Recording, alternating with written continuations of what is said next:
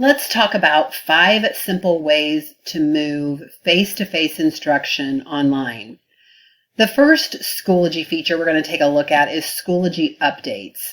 If you're looking for an easy way to stay connected with your students in an online format, communicate with them on a regular basis, provide some interaction by posting questions or polls, adding links to websites or files or even videos. Those are a few things that you will find available to you when you use the update feature. The first place that you see updates is when you enter Schoology and you're on your recent activity page. The recent activity page will show you the updates that have been posted for any courses or groups that you're currently a member of. So what you see is unique to the user because it depends on what you are enrolled in. You also have the ability in Schoology to go to your settings area, and on the notification tab, you can turn on notifications so that you receive an email when a course update is posted, or you can also receive notification on your mobile device if you have added the app there. This is a great feature to share with students, especially those that have phones, so that receiving an update kind of keeps them on top of things. When teachers post updates, it's usually important information that they need to be aware of. Let's hop into a live course, and before we head to updates, I'm going to click on the Materials tab because that is what most students see when they enter courses. You do have the ability to change that launching page in the settings area so that your students land on the update page as well. So that is totally teacher preference. It defaults to being materials, but just wanted to quickly point out that you can change that to updates if you're interested in doing that. Back inside your course, updates is found in the left side menu. And before we click there, let's take a look at the first folder for updates and just brainstorm a little bit about ideas for using this feature. Many of you post daily updates, whether that's learning objectives, maybe it's assignments for the week, important information about upcoming events or assessments. Whatever it might be, the update feature is a great way to get that information to your students. You can also create a poll in the update area and ask your students a quick question or just get some feedback on absolutely anything that you want to post there. Just an awesome way to keep things interactive and invite your students to participate. You could also share a question of the day and ask students to comment. You might post important date reminders for things that you want to remind your students about, upcoming events, whatever that might be. And it's also a great way, like I mentioned earlier, just to share important links, files, and other resources. Let's go ahead and hop in the updates area, and I have a few examples in here that I just want to share quickly with you. The first update, which actually shows up as the last update because these are posted in the order that they were created. So the first update is just an example of creating an update just by typing text. So here's just a quick message for the students to read. It works, gets the information across, but I want to point out above that example is an example of posting a video of yourself sharing the same information. Just a great way to continue building relationships with your students, even though you're not seeing them face to face. It allows them to see you on a daily basis or however often you choose to use this feature. Very easy to use, and I think it just has a lot of benefits to posting info that way. The poll that I mentioned as an example of a way to use updates is the next post here, and you can see it's just a question. The teacher's asking students to vote below. Once the students vote, they can kind of track the data that's coming in and see how the voting's going. Again, a great way to keep your kids interactive and participating in your course as much as possible. The last example I have here, I've just kind of combined some of the different features and ways to use updates. So starting out with just posting text here.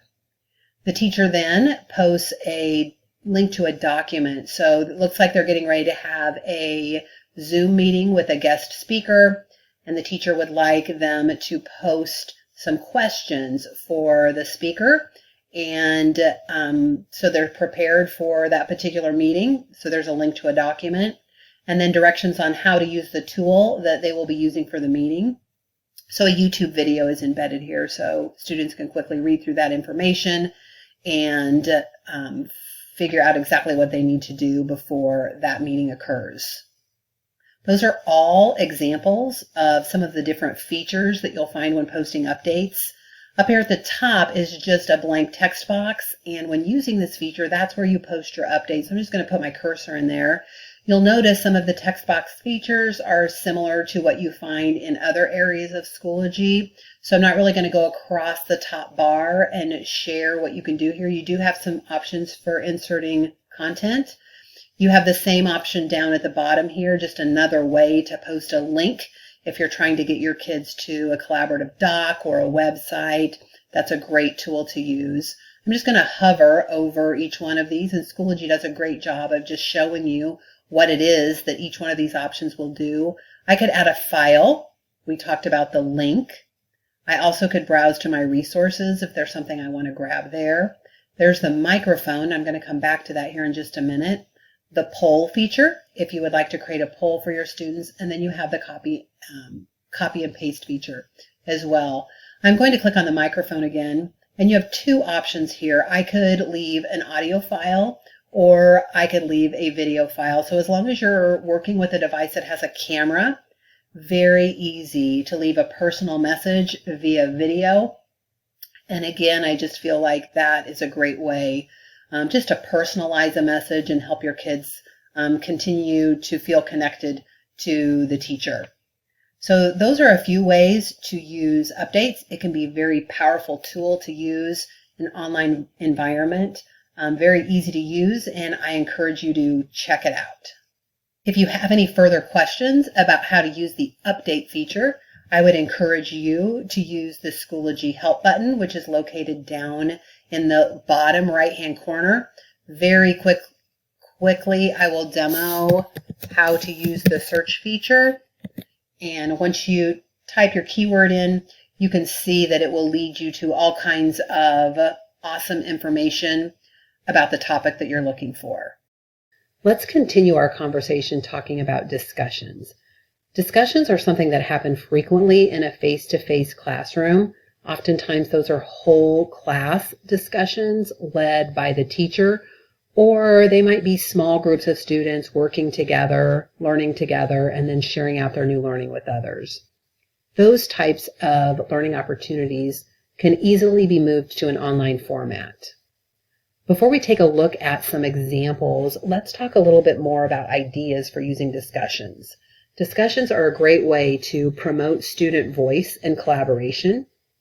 You have the opportunity to ask students to share their ideas, thinking, and learning using the audio-video tool. That's particularly important for younger students who might have trouble with keyboarding and sharing their thoughts when they have to type a lot of text. So the audio-video feature can be very powerful for all learners, but especially younger learners. You can ask students to share pre- and post knowledge that they have about a particular topic. The teacher might post a video or image with questions. You can create a discussion parking lot that is open 24/7 where students can post questions. Or you might invite students to upload an image, file, or link of a project they've created. That's a great way for them to publish their work and then invite others to give them feedback or ask them questions. So let's take a look at a few elementary examples first. Oftentimes the first discussion a teacher will post is a discussion about discussions. And the purpose behind that is really just setting expectations for what digital conversations are going to look like, creating norms for students to follow, and just getting everyone on the same page so everybody knows what is expected with online conversations. The second example, how-to videos created for Khan Academy, tasked the students with creating their own videos using that audio video feature to create how-to videos on skills they had learned throughout the year. The next example, online library, asked students to pick a book and read a page, or if it's a short book, they could read the entire book. Or if they're older students, maybe they're going to create a teaser video about the book, encouraging others to read it. This could have a lot of different looks to it, but in a face-to-face classroom, you can ask students to read to you out loud. This is a way to do that in an online environment using that video audio feature. Those are a few elementary examples. Let's take a look at a few secondary examples. The accountable talk example is the first one in this folder as well because it's equally as important for older students. The second example is from an art teacher, and she just has a scenario here the kids are getting ready to do a project on a new artist, and she wants them to take a look at his art and form some opinions and just have a conversation about what they learn about their artist before they start in on their projects. Virtual field trips. So if you can't go on a field trip, there are so many virtual field trips out there that you can have your students visit, and then using a discussion board can have them reflect on their learning. So this is a mega roller coaster that the students are going to ride by watching this video, and then they are tasked with choosing one of the statements that are posted here and then defending why they agree or disagree with it. The last example here is a virtual gallery walk. Gallery walks are something that oftentimes happen in face-to-face classrooms where teachers will ask students to walk around and look at each other's projects, give each other feedback. By creating a discussion board, you can ask students to post or publish their work here and then invite their classmates to give them feedback or ask them questions. Now that we have checked out a few examples of discussions, let's go ahead and create one. Before I start creating my discussion, I want to point out an area up here on the blue ribbon called the App Center. The App Center is where you can go to get apps that will give you direct access to various tools when you're in Schoology. And once I start creating my discussion, you may notice that I have a few options that you don't have because I went to the App Center and added a few apps. I'll point those out once we get in here. So I'm going to go to Add Materials and choose Add Discussion. And once my discussion box opens, I'm going to be asked to give it a title. So I'm going to call this Animal Research. And then the description area is where you're going to type the task you want your students to see in order to complete your discussion. So it might be text, it might be a picture, it might be a video, it might be all of those things, whatever it is your students need to see in order to complete the discussion. I want to point out the Insert Content area. Just as a reminder, that's where you can go to insert image and media. And then off to the right here, these are the apps that I added that give me direct access to my Google Drive, to my OneDrive, and to YouTube, and just make it really easy to insert content from those areas when creating a discussion or an assignment in Schoology. Down at the bottom, again, you can insert a file, a link. You can browse to your resource area. You have the audio video tool available to you as well. You can stamp your discussion with a due date if you would like to do that so your kids see this on their calendar. You can enable grading. If you choose to enable grading, give it a category, and then this item will land in the gradebook if you're going to take a score on it. You can also choose how you're going to assess this particular activity, and it may be just by your grading scale, or you may choose to add a rubric that you're going to use to assess your students' discussion posts. Once you've done all of those things, you're almost ready to hit the Create button, but you might want to check out some other options you have here at the bottom. I'm going to hover over each one of these. You do have the ability, not just in discussions, but in most activities that you create in Schoology, you can individually assign an activity to a student. So if you want this to go to all of your students, obviously you just leave that off. But if you want it to go to a student or a group of students, you do have the ability to individually assign or assign it to a group of students. If you lock it, your students can't interact with it yet. They can see it, but they can't do anything with it. Publish or unpublish, they can see it or they can't see it. So you can turn that off until you want them to complete it. That's what that button does. You also have the ability to control how your students' responses post to a discussion. So it defaults so that students can see everybody else's posts. So I'm a student and 10 students have posted before me. When I go in, I can see all of their posts before I reply. If you want your students to post before they can see anybody else's thoughts or ideas, you can toggle that on and require members to post before revealing other responses. So that is a pretty awesome option that you have when creating discussions. Now that I have it all set up, I'm going to go ahead and click the Create button. And now that discussion is ready for my students. I'm going to click on it just to point out, since I assigned a rubric for assessing this particular discussion, you'll see that's how it kind of looks for the students. They'll see that posted, and then they are ready to click the comment button and reply.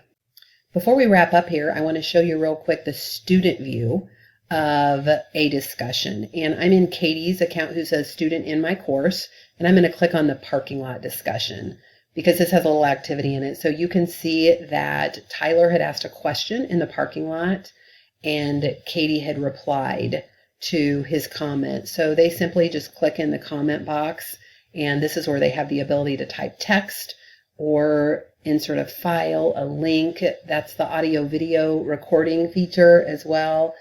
As we wrap up here, I'll just remind you that was a very quick overview of what discussions are all about. Hopefully some of the examples that we looked at gave you some ideas for discussions you can create for your own students. And just a reminder that the Schoology Help Center is located in the lower right-hand corner, and you can easily go to that area, type in a topic, and visit the library of awesome resources to dig deeper into a topic of your choice. We've now spent some time talking about updates and discussions. We're going to move on to assignments. Before we take a look at some examples of assignments, let's talk about ways that teachers have used assignments in an online environment. Teachers are obviously asking students to complete a task of some kind that they present to them, and that might be having them upload a document or a presentation they've created. It might be completing a writing assignment. Sometimes teachers will post media and then ask students to complete an activity around that media they posted. You also have the ability to give every student a copy of a Google Doc or a OneDrive doc and ask them to complete it and submit it to you. And it's very easy to provide digital feedback along the way, and we'll look at what that feedback looks like on the teacher side of an assignment once we jump into some examples here. Let's take a look at this list of examples of Schoology assignments. There's 4 ways that students can submit work to teachers. They can submit work by writing directly in Schoology. They can also submit an audio or video file. They can upload files and documents. And they also can complete a document that their teacher has given them a copy of.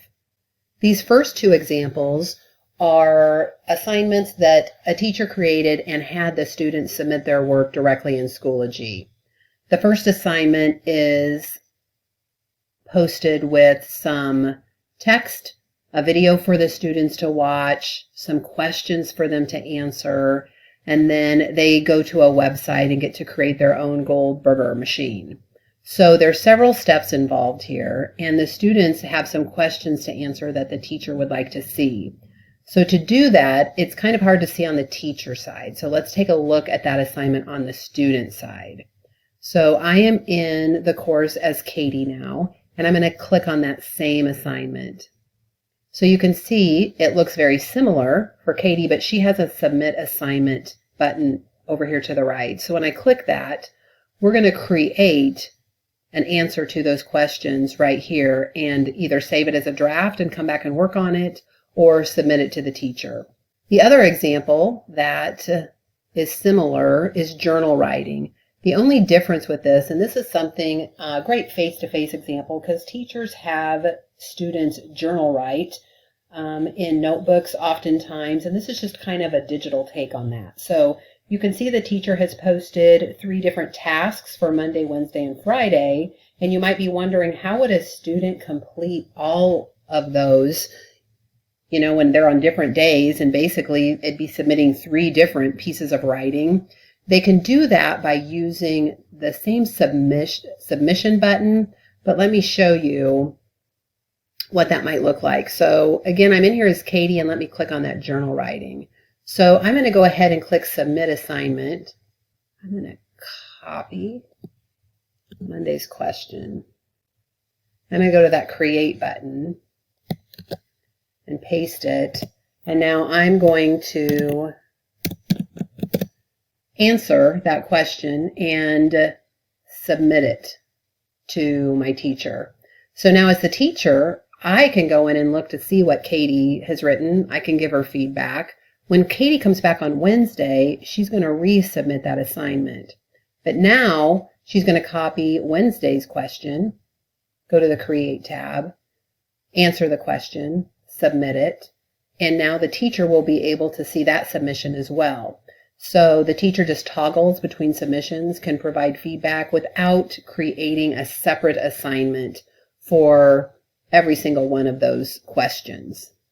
The next 2 assignment examples are assignments where teachers are asking students to use the audio video feature. So this first one is a very basic assignment, and the teacher's asking the students to read to them. So I'll show you on Katie's side what that's going to look like using the microphone, but at a secondary level, this might be especially like for foreign language, or students have written a piece of poetry and the teacher wants them to read it aloud and submit it to them. It can look a lot of different ways depending on what content area you teach, but this is just a great way to get a sample of reading.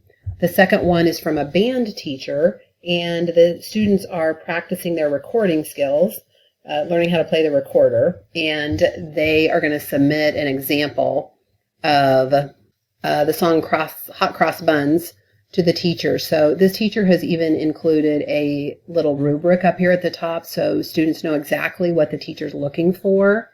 And then on the student side again, let's take a look at that. Let's jump into one of these assignments. And again, the student would click the Submit Assignment button, but instead of going to Create, they're going to click the microphone, and they're going to choose audio or video and audio to complete that task. In these next 2 examples, the teacher is asking the student to upload a file or document of some kind. So this first one is from a graphic design class. The students are using Illustrator, and the teacher wants them to turn in their Illustrator file once they're finished. So on the student side, let me find that assignment. Again, they're going to go to their Submit Assignment button, but it depends on where they have it saved. They might have it saved somewhere on their computer. It just depends on what device they're using. Or if they go to their resource area, they can add the Google or OneDrive app so that they have direct access to their Google Drive or their OneDrive. They can go there, find their piece of work, and submit it. So there's a couple different ways that students can access a file depending on where they have it saved. The final example here is an example of using the Google or OneDrive assignment app to give every student a copy of something you want them to complete. So on the teacher side, let me hop in here for a minute. It looks very different than what it's going to look like for the student. So here is the assignment that's been posted. I can pop in here and look at the students and see who has started working on it. I think Katie has started hers. So I can come in here, take a look. I can open it up. I can start leaving comments and giving her feedback if I need to. And then I can also go look and see what students have submitted or already turned that assignment in. On the student side, let's take a look at what Katie's going to see. So here again is the assignment. The teacher has posted a video there that they watched in class if they need to watch it again. And then students get a My Document tab. And you can see Katie has opened hers. She has already started, I believe. So she's writing a persuasive essay, and the teacher has commented on her topic.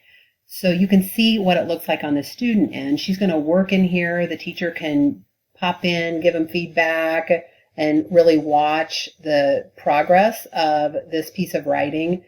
Once Katie submits that assignment, then it's turned in just like a piece of paper would. Now it belongs to the teacher for them to grade, assess, do with whatever their plans are.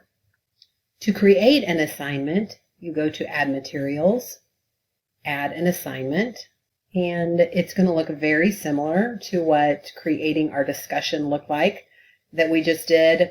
You have the name or title of your assignment, then you type the description and let the students know what it is that you want them to complete. Remember your Insert Content button if you want to add any media of any kind. You'll also see, because I've added the app, the Google Drive app, I have the ability to browse to my drive and grab a piece of writing and attach it to that assignment. And you can see it says this will create a copy or file for each student. So every student will get their own copy of that document. I can assign a due date. I can give it a category. Just line up here my grading criteria. If you're going to add a rubric, you would add it where it says scale and rubric. That's where that option comes into play. And then just like discussions, you can individually assign, lock, publish or unpublish an assignment. Look at some grading statistics if you turn that on. And then you're ready to create your assignment. If you want to learn more about assignments, remember where to go. The Schoology Help Center located in the lower right-hand corner. Simply type in the word assignments, and away you go to all kinds of resources to dig a little deeper and learn more about the assignment feature. Next, let's talk about media albums. A few ways that teachers use media albums. They will oftentimes upload images themselves and then challenge students to wrap their learning around images that are posted. They might ask students to be the creators of the images themselves and upload them to share with their classmates. Media albums have a comment area that can be turned on or off, so they can be collaborative if it works for their purpose, or you can turn the comment feature off. We'll take a look at a few examples where teachers have asked students to publish their work and use the comment section to give each other feedback. Let's jump in the media album folder and take a look at some examples. So the first several examples that we're going to take a look at are teacher created media albums. So the teacher found the images and posted them for the student. So think about things that you do in a face-to-face classroom, whether it's putting up bulletin boards with images for students to see. Maybe you have anchor charts hanging around your room. You'll see how easy it is to move that kind of same idea into an online format using media albums. The first media album is a Winter Olympics media album, and the teacher created this with images of all the sports that athletes participate in and just challenging the students to share what they knew about each sport. I'm going to go ahead and open up the first image and just give you a quick tour of what a media album looks like. So the image will appear, and next to it there is a spot that will tell you the name of the media album, who the author of the image is. So if the students are uploading images, their name will appear here. And then it gives you the ability to caption an image, which adds another layer of learning. If you challenge your students to write something about the image that they post, that makes it a little more challenging for them. And then media albums can be collaborative if you leave the comment feature on. So that's up to you when you create a media album. In this teacher-created media album, the teacher just took pictures of anchor charts that she or he had hanging in their room and posted them for the students to be able to access whenever they need them. So think about posters that you might have posted or those important things in your classroom that you want students to be able to access. Another teacher-created example is a choice board media album. This could be used many different ways. The teacher could come up with the choices and post them in the caption area over here, or maybe challenge the students to come up with the choices that they might have to share their learning. This is just the alphabet, so this could be used many different ways. I think there's a few ideas up here. Use it for list adjectives for each letter, animals that begin with each letter, verbs that begin with each letter. This could be used over and over again in many different ways. Here is a media album on the scientific method. So the teacher gave the students some examples of what their experiments might be. Started out with a review of what the scientific method was all about, and then posting pictures with some examples of what the hypothesis for each experiment might be. Here's a media album on inferring. So just finding fun pictures and then asking students to infer about what they think might be happening. All right, so from here, I'm going to jump back in the media album folder. Those were all teacher-created media albums. Let's take a look at some student-created media albums. This first one is a secondary art example from a graphic design class, and the students were creating projects. They turned these projects in through the assignment feature in Schoology for the teacher to give them feedback on and grade, etc. Then the teacher asked them to upload them to a media album so that they could publish them for each other and basically do a virtual gallery walk. So the comment feature is on and the students can be directed on what the teacher wants them to do to provide feedback for each other. This is a BookSnap media album, so the teacher challenged the students to find a part of their book, take a picture of it, and then use the caption area to share about it. So this was the anchor chart from the teacher's classroom, and each week they would create a BookSnap media album of some kind focused on a different skill. Next up, States of Matter. So this is a project that the students completed in Google Draw. They saved the Google Draw image and uploaded it to a media album for everyone else to see the examples that they came up with for solid, liquid, and gas. Lines of symmetry. So the students had fun creating designs and then sharing their lines of symmetry with their pencils. So they had to put these manipulatives away when they were finished, but this is a great way to revisit their learning by taking a picture of it that they can revisit later and reflect or add layers of learning to. You can add short videos to a media album. So this is an example of a Simple Machines media album, and it looks like the students were challenged to watch the video, and then they're just short little clips and examples of Simple Machines, and then challenged to create a list of other examples for each Simple Machine that was posted. The last media album that I want to leave you with is one that is actually available in public resources, and I'll show you how to go there and get this media album if you're interested. But because digital conversations are so important when students are learning and collaborating together online, sometimes they need a little help to get started in asking good questions or just having good conversations. So this media album is a media album of sentence stems that are good practice for them as they become more comfortable with online learning. So if you're interested in that media album, it is in the public resource area, and I'm going to show you where that's at real quick.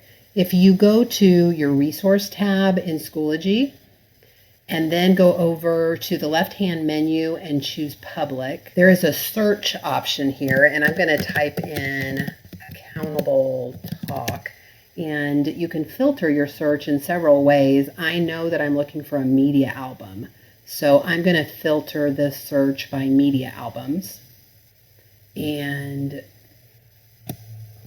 let it do its thing, and you can see what comes up here. This first one is the one that I just shared with you. So you can see I've already added it to my resource area. You can actually add it directly to a course from here as well, and I'll demo on this one below. So once you click the plus sign, it will let you add it to a course, or you can tell it where you want it to live in your resource area. So that public resource area is a great place to go if you're looking for things that teachers have already created and are wanting to share with others. So those are all examples of how teachers have used the media album feature. To create a media album, remember you can go to the Add Materials button, or you can hover under an item and click the green plus sign. I'm going to choose Add Materials. I'm going to go to Add Media Album. You just have a couple of options here that you can choose from. It allows you to create a title, a description of that could be the directions. If you're going to be the one that posts the pictures for the students, you could explain to them what you want them to do with maybe the comment area. If they're going to be posting their own, what do you want them to use the caption area for? You can individually assign a media album, publish, unpublish. The speech bubble is important because that is your on-off button for comments. Do you want students to be able to leave comments, yes or no? Sometimes teachers will leave that off. The students will do some learning, and then they'll come back and turn it on and allow them to use that comment feature. Do you want instructors and students to be able to add media? That is where you can decide if you want just teachers to add media or if you want to open that up to the students as well. Once you create your media album, then you're ready to start adding media. Remember, if you have more questions about media albums, that Schoology Help Center is the place to go. So I'm going to type in media albums here and show you that there are all kinds of resources that you can use to further your learning. The fifth and final Schoology feature that we're going to talk about is pages. So let's talk for a minute about how teachers use pages for digital learning. Pages are a great way to post a collection of images, links, and videos. Instead of posting those individually in a Schoology course, you can create a collection of those on a page that makes it more organized and easier for students to work with. Oftentimes when you post links, resources individually, your course can get messy pretty easily. So pages are a great way to help keep things organized. You can also create a page explaining maybe a project that's coming up, and that project might have a text explanation that includes pictures and videos. In a face-to-face classroom, it might be a packet of paper that a teacher hands to students. That type of learning environment can easily be transferred to a digital option using pages. You can create a collection of embedded YouTube videos. Instead of just adding links to YouTube videos, a page is just a great way to easily embed YouTube videos. The benefits of that, when YouTube videos are embedded in Schoology, it keeps students there instead of clicking on a link and going to YouTube, where students and adults, as far as that goes, are easily distracted. There's just a lot to look at once you get to YouTube. So by embedding them, it keeps students in your Schoology course and more focused. You could post a list of your digital learning norms on a page and then use that page over and over again just to continually remind students what your digital learning expectations are. And the last example here that I have to talk about is just using tables on a page. I have Choice Board as an example, but there's lots of other ways that you can use a table to organize content when creating pages. So to give you an idea of what we're talking about, let's check out a few examples. These first three examples we're going to look at, I actually just went and grabbed from Schoology Public Resources. I was looking for pages that teachers had created just really to relay information to their students. So I'm going to click into each one of these very quickly. This teacher used a page to introduce an upcoming unit. The second example is a little more extensive. The teacher used a page to explain to students a project, talks about how they'll be assessed, gives an example of expectations, and notice there's a link here at the bottom to a document that the teacher wants them to access. The next one's a little different. It is obviously still a page.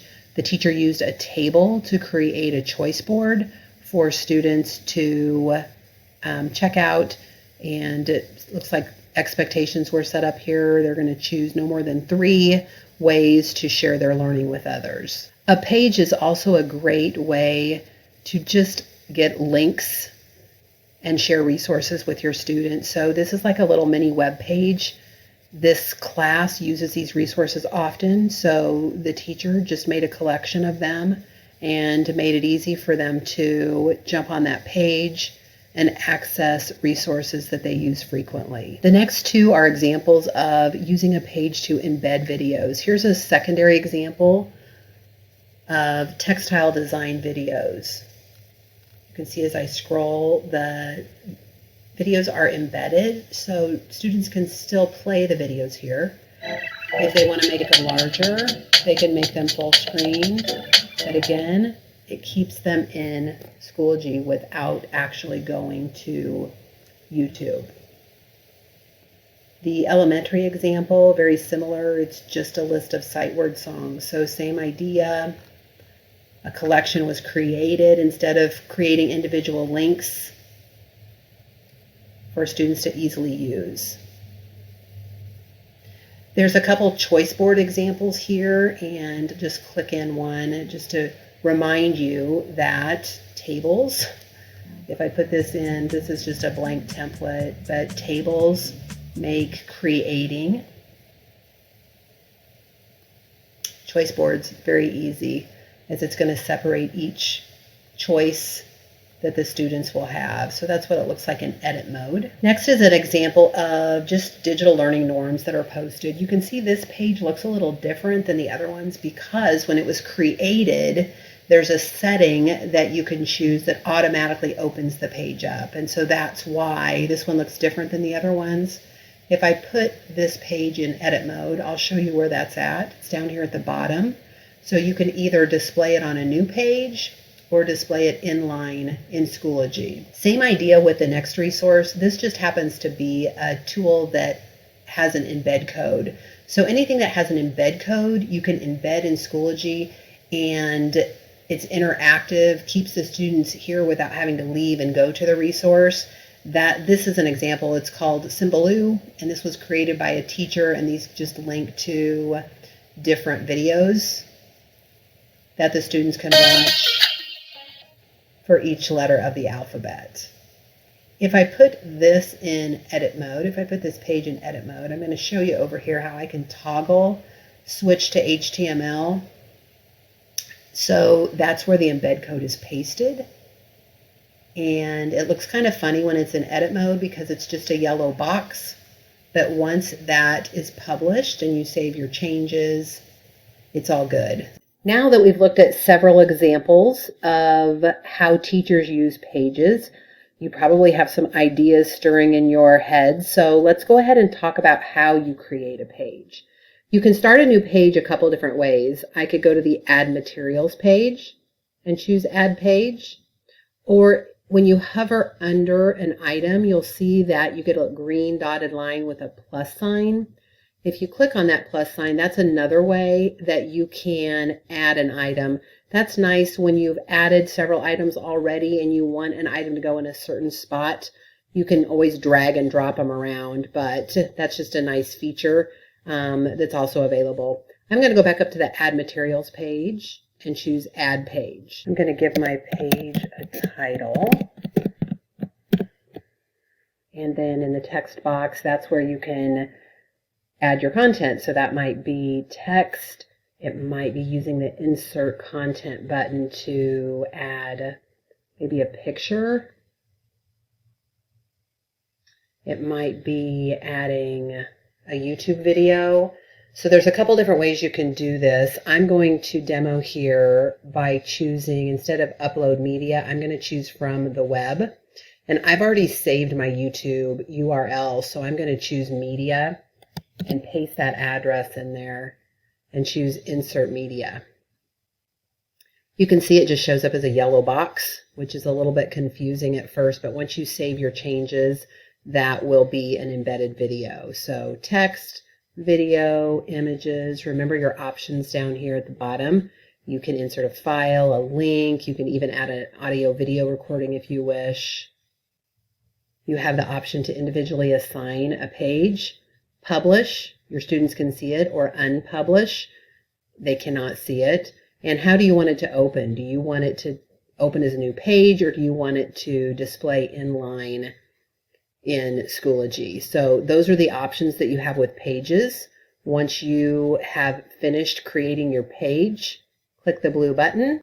The gear gives me some of the same options. I can edit, unpublish, I could move it to another folder, copy it to another course, save it to resources.